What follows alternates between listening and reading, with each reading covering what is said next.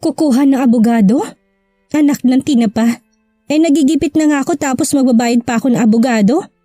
At kahit pa magkaroon ako ng pera, ano naman ang palaban ko gayon nasa panig ng katotohanan si Zeus?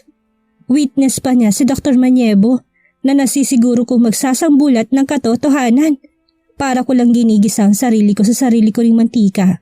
Kung lalaban pa ako gayong alam ko na dehadong-dehado ako. Nasa pukong ulo, kailan ba ako tatantanan ng problema? Kung ano-anong pang-aakit at kalandian na ginawa ko kay Zeus kagabi. Tapos gigising lang pala ako na masamang balita kaagad ang bubungad sa akin. Tumunog naman ang message alert tone ng cellphone ko, kaya matamlay kong binasa ang mensahe. I forgot to tell you earlier that you have so much time to prepare, Amelia. Aalis ng bansa si Mr. Monticello for business meetings and transactions. And it took a month or maybe months. Hindi ko alam kung anong nararamdaman ko habang binabasa ang mensaheng ito ni Atty. Mercado. At aalis na naman ngayon ng bansa si Zeus. Nakakadismaya, nakakalungkot, nakakapanlumo. Nakatutok lang ako sa kisame habang pilit sinisiksik sa utak ko mga mangyayari. Aalis man siya o hindi, matutuloy pa rin naman ang annulment. Wala namang magbabago. Sa huli ako pa rin ang maiiwanang luhaan. Kahit napakasama ng araw na ito, para sa akin ay pinilit ko pa rin ang sariling kumilos. Naglinis ako at nagluto na hindi ko alam kung paano ko natapos. Kahit lutang na lutang yung isip ko. Dapat hapon nang maisipan kong lumabas para mag-grocery. Para may mailuto na rin para sa dinner. Nang may maihanda naman ako kung sakaling mang umuwi si Zeus. Wala na rin nakastock sa ref niya at alangan naman pati mga yon ay iasa ko pa sa kanya. Gayong ako lang naman itong nakalagi dito. Amelia, narinig ko agad ang boses ni Joram pagkalabas ko ng unit ni Zeus kaya napahinto ako. Napakalawak ng ngiti nito habang humakbang papalapit sa akin. Hi, it's good to see you back. Mabuti naman at nakauwi ka na. Kamusta ang pakaramdam mo? Masayang tanong ito nang tuluyang makalapit. Tipid lang ang naging ngiti ko. Maayos naman, Joram. I'm all good. Thanks for asking. Tanging naging sagot ko na ikinakunot ng noon nito. Siguro maayos physically, but not emotionally and mentally. Tama ba? Hinala nito na para nakuha agad kung anong bumabagabag sa akin. Maybe it's too obvious na malungkot ako at matamlay. Hindi ako nakaimik. Naging buntong hininga lang ang naging sagot ko. Teka, aalis ka ba? Baling nito sa ibang usapan na ikinatango ko. Yeah, I'll just buy groceries. Tipid na sagot ko. Wow, saktong-sakto. Doon din ako patungo eh. Then let's go. Hindi pa man ako tapos sa pagsasalita ay mabilis itong hinila ang kamay ko kaya nagpatianod na ako. Joram talks a lot. Ang daming tong kinukwento. Habang nasa biyahe kami. Habang ako nakatunganga lang, nakatingin sa labas ng bintana. Wala man lang isa sa mga sinabi niya ang pumasok sa kokote ko. Amelia, I know you're not okay. Kanina ko pa napapansin na parang malalim ang iniisip mo. What bothers you? Yung stupidong asawa mo pa rin ba? Sa laysay nito na umagaw ng atensyon ko, I glance at him. Aalis si Zeus ng bansa. Pagbalik niya sa kanya asikasuhin ng annulment and it's final. Malungkot at puno ng emosyon na pagbabahagi ko kaya marahang napailing si Joram. Then let him. Wala ka namang napapala sa lalaking yun kung hindi sakit at sama ng loob. He uttered with his fist clenched. But I love him. Kahit nasasaktan ako, sa kanya lang din naman ako sasaya. Baka hindi ko kayanin. Napakahirap niyang bitawan. 4 na taon na ako nagtitiis kaya ayaw ko mapunta sa walaan lahat ng sakripisyo ko. Naluluhang bigkas ko kaya umiting lalong panga nito.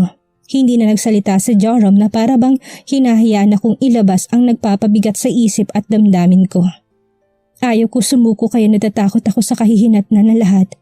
Alam kong kahit saang husgado kami umabot, ako pa rin ang may kasalanan na lahat. Nasa akin pa rin yung mali, ako pa rin yung matatalo. Dagdag ko pa at tuluyan na naglaglagan ang mga luha. Sunod na namayani ang katahimikan habang ako'y sumisingot-singot dahil sa pag-iyak. Kung may isang katangian man akong hinahangaan kay Joram, ito'y ang pagiging good listener niya. Lalo na sa tuwing masyado ng madrama mga binabahagi ko. Hindi na muna siya nagkokomento na maaari makadagdag sa bigat ng aking kalooban.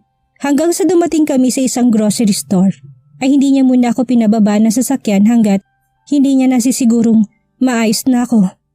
Ano, kaya mo ba? I can buy your needs instead. Dito ka na lang maghintay. Concern na saan niya habang inaabot ang tissue na nasa sasakyan niya. Marahan akong umiling matapos punasan na namamasang muka. I'm fine. I will be fine. Wag mo na akong alalahanin. Let's go now. Buong kumpiyansang sagot ko kaya tumango lang ito. Kaya sabay na kaming pumasok sa loob.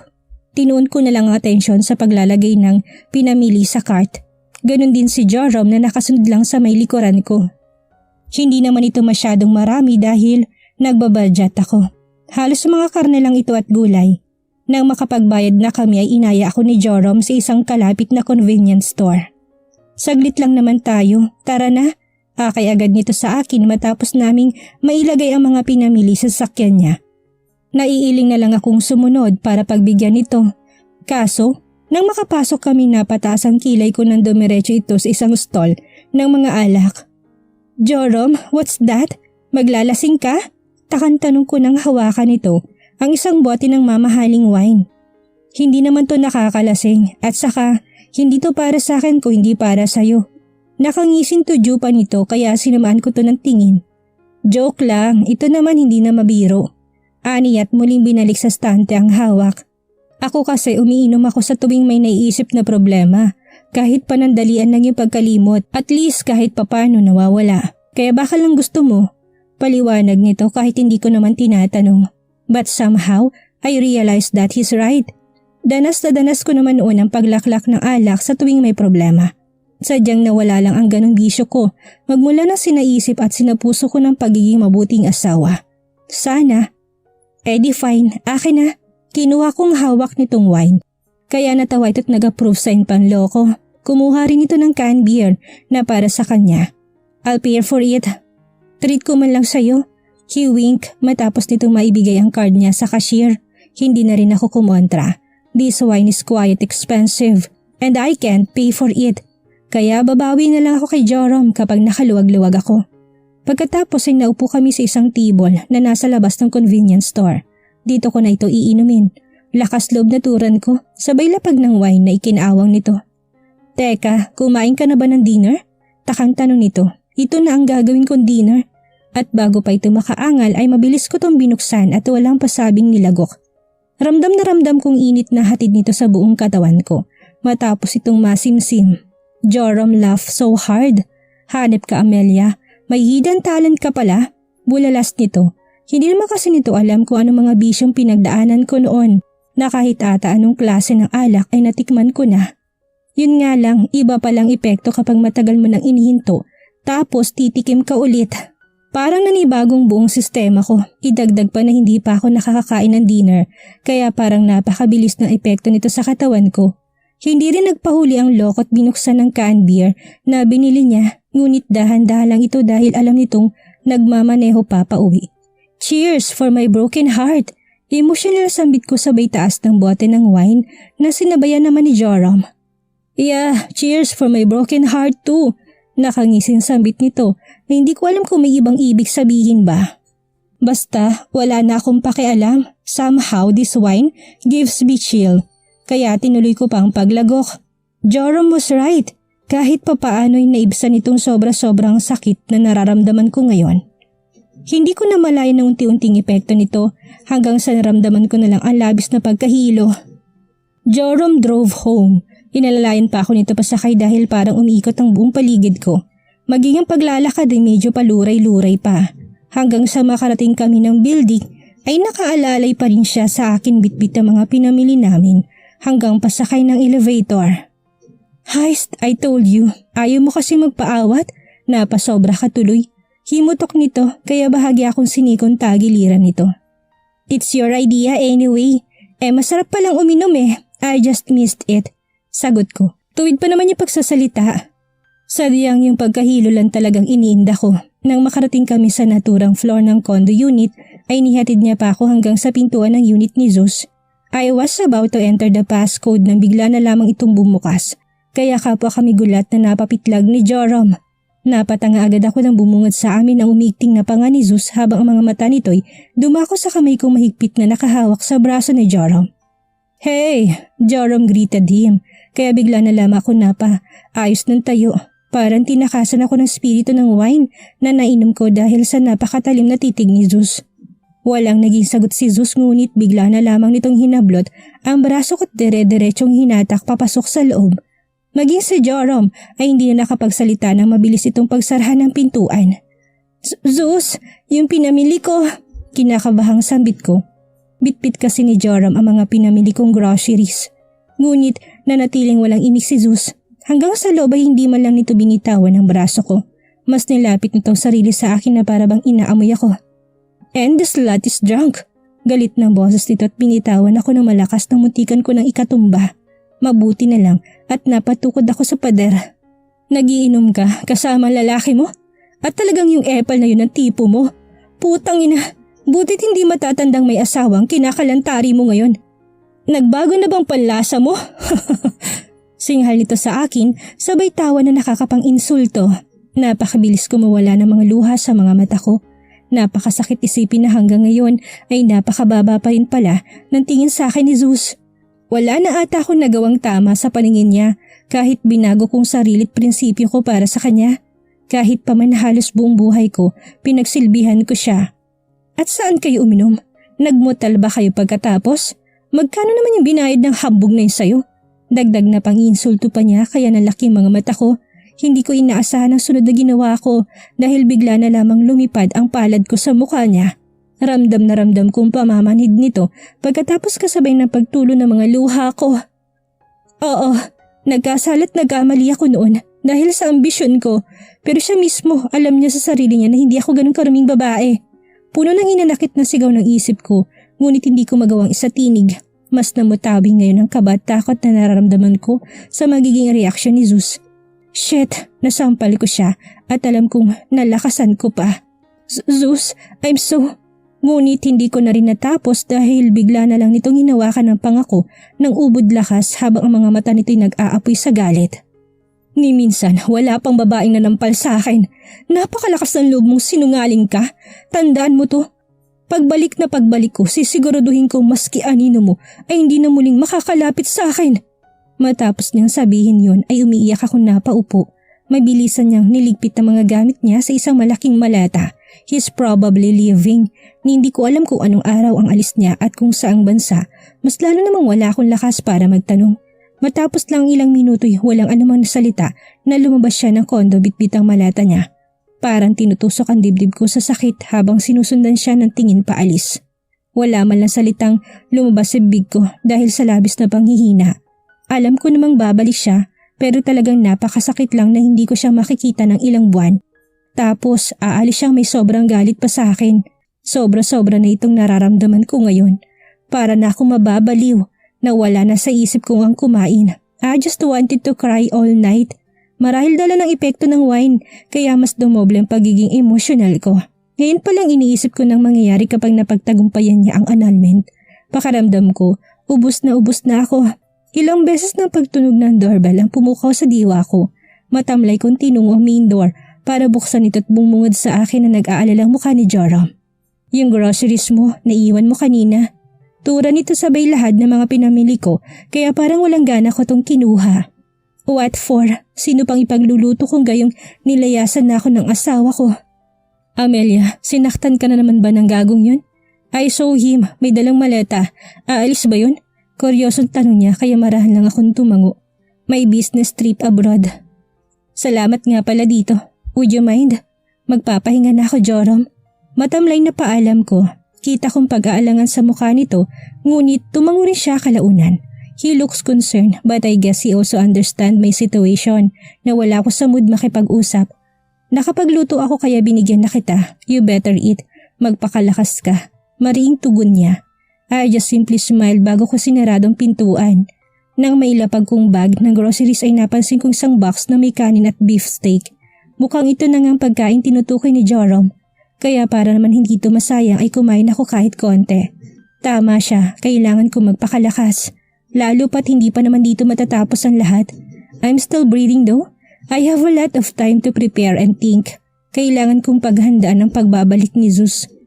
Kaya sa mga sumunod na araw inabala kong sarili sa trabaho. May mga araw na kasama ko si Joram pero kapag busy naman yun sa food business nila ay hindi rin siya nakakapunta.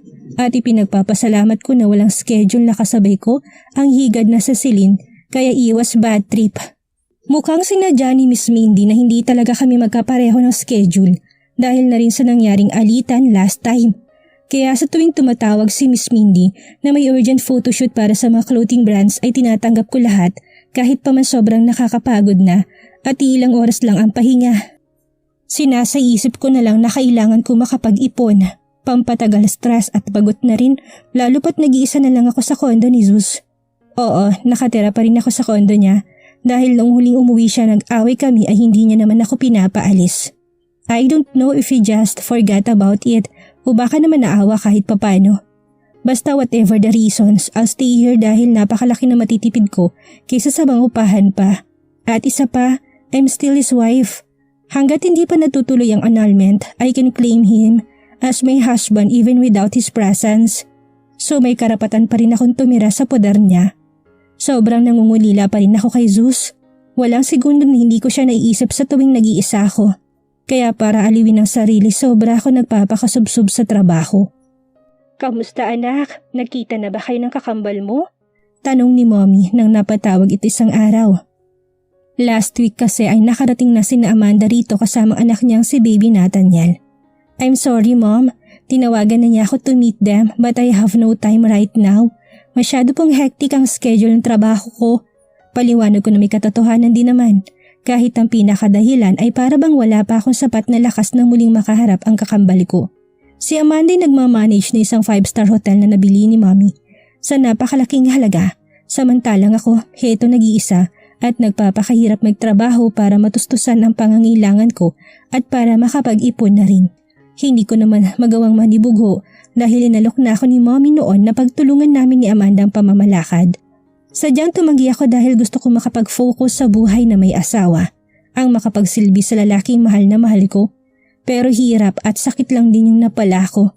Pinagpalit kong marangya at maayos na buhay sa kahibangan ko sa pag-ibig kaya ayaw kong sumbatan nila ako sa pagkakamali ko. Ayaw ko magmukhang tanga at nakakaawa sa paningin nila.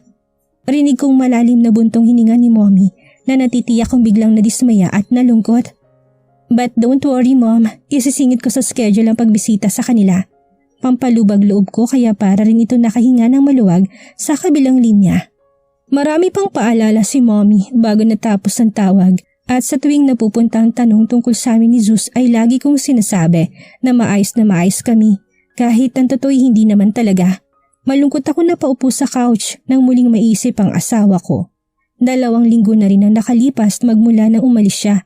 At sa tuwing naalala ko siya, lagi na lang din pumapatak ang mga luha ko sa labis-labis na kalungkutan at pangungulila. Hindi ko alam kung paano ko nakaya sa paglipas ng mga araw at linggo na hindi ko nakikita si Zeus.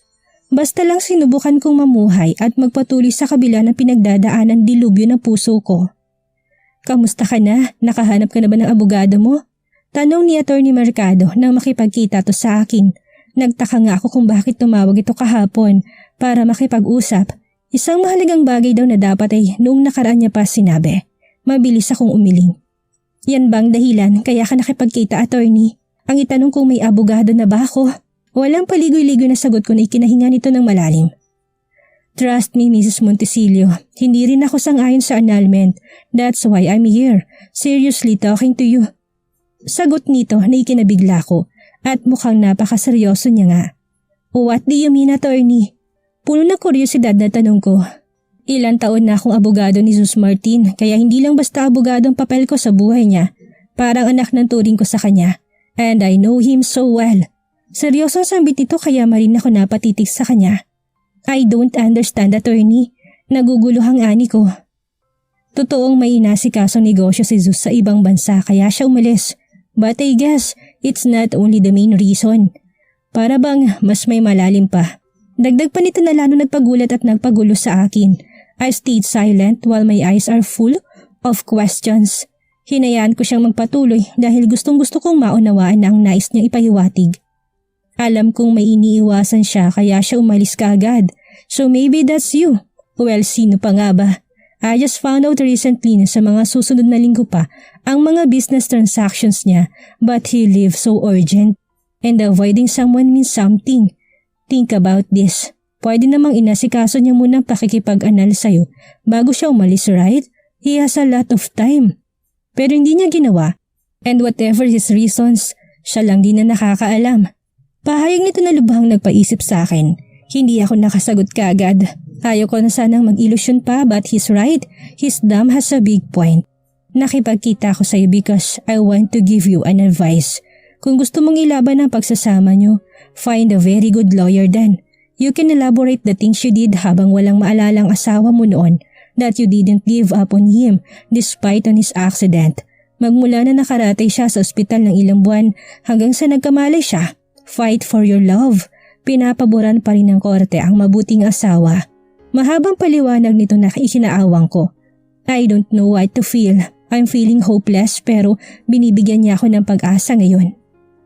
Paano ko naman gagawin yun, attorney? Dr. Maniebo will testify. Isisiwalat nun ang ginawa ko mali. Nanghihinayang sa laysay ko. Don't worry, ako na mismong gagawa ng paraan. Puno ng kumpiyansang sagot nito kaya saglit ako napatanga bago napailing ng ilang beses. That's impossible, attorney. Abogado ka ni Zeus pero bakit parang sa akin ka kumakampi?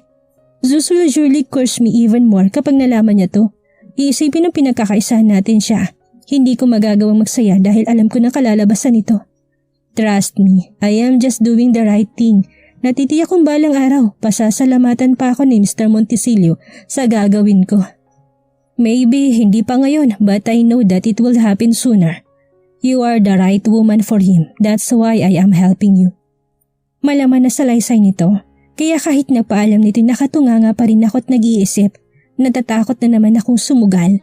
Pero paano kung totoong tutulungan ako ni attorney? Sasayangin ko ba ang pagkakataon gay mukhang pumapabor na sa akin ang tadhana ngayon? Kaya naman, sa pagdaan ng mga araw ay todo kahit ako para pag-ipunan ang ipambabayad na isang magaling na abogado. Alam kong mahirap pero susugal ako at paghahandaan ko. Hanggang sa isang araw ay nakatanggap na lang ako ng tawag mula kay Damon. Nagpapadala ito ng imbitasyon dahil nagkaayos na raw sila ni Amanda. What? Nang ganun kabilis? Hindi makapaniwalang bulalas ko sa kabilang linya nang ibahagi nitong mga nangyari. Mabilis pa sa'yo yun. Shit, you didn't even think the 4 years I went through. Kaya ngayon napagtagumpayan ko ng panunuyo sa kambal mo. Hindi na ako magsasayang pa ng panahon. I'll marry her at dapat nandun kayong pamilya niya. Walang paligoy-ligoy na sambit nito. Gusto ko na lang matawa. Walang hiyang Amanda yun. Pinatagal pa. Bibigay rin naman. But seriously, I'm happy for them. Ibig lang sabihin nito, malabo na makasingit pa si Zeus sa dalawa dahil talagang wala nang kawala si Amanda kay Damon. Napahinga ako ng malalim. Ngayon nakausap ko na ito'y naisipan ko ng humingi ng pabor. Makakaasa kang pupunta ako but please, just help me. Pangako, huling tulong na ito na hihingin ko sa'yo. Buong loob na pakiusap ko. Rinig ko pang malutong na mura nito sa kabilang linya. Shit, tuso ka talaga. Lagi na lang may kapalit yung pabor na hinihingi ko. But fine, since magiging sister-in-law na rin kita, then I'll help. Nito kaya ito ang tuwa ko. Nabuhayan na naman ako ng loob. Bigyan mo ako ng pinakamagaling na abogado. I need one sooner. Magawa kayang ilaban ni Amelia ang pagiging asawa niya kay Zeus? Hanggang kailan kaya kayang ipaglaban ni Amelia ang pag-ibig niya sa asawa?